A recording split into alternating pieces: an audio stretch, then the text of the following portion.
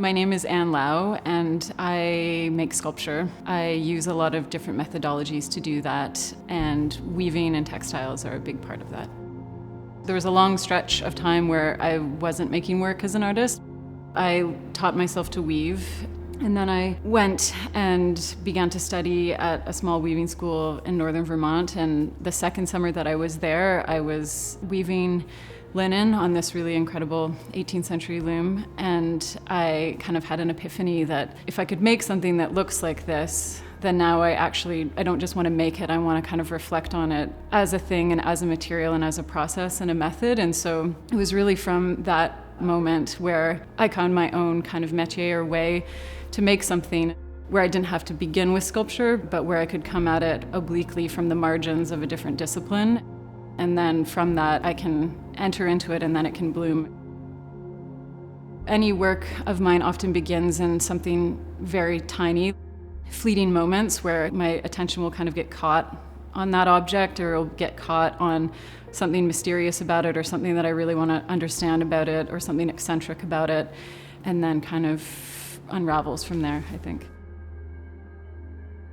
I'm interested in kind of the histories of functional objects because they immediately cite themselves either within the space of the domestic or the space of the body. They express so much evidence of the conditions of how humans are living, and because they're human, then I think they're also connected to these decisions that people make around, ornamentation or taste that has a lot to do with our unconscious and with desire.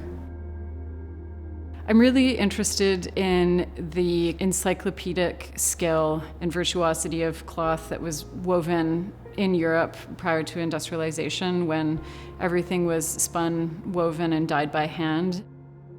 As a weaver, I look at this cloth and it's overwhelming to imagine the level of skill that it required to make that object. When I'm working in the studio by myself, I work at a loom weaving cloth.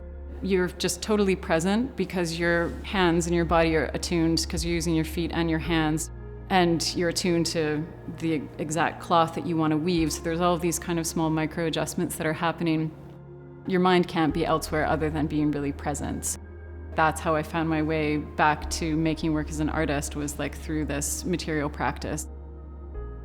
Even if I devoted every hour of my life, there would still be so much that I don't know. And I like kind of existing in that place of always kind of being at the bottom of the mountain of the things that I could learn.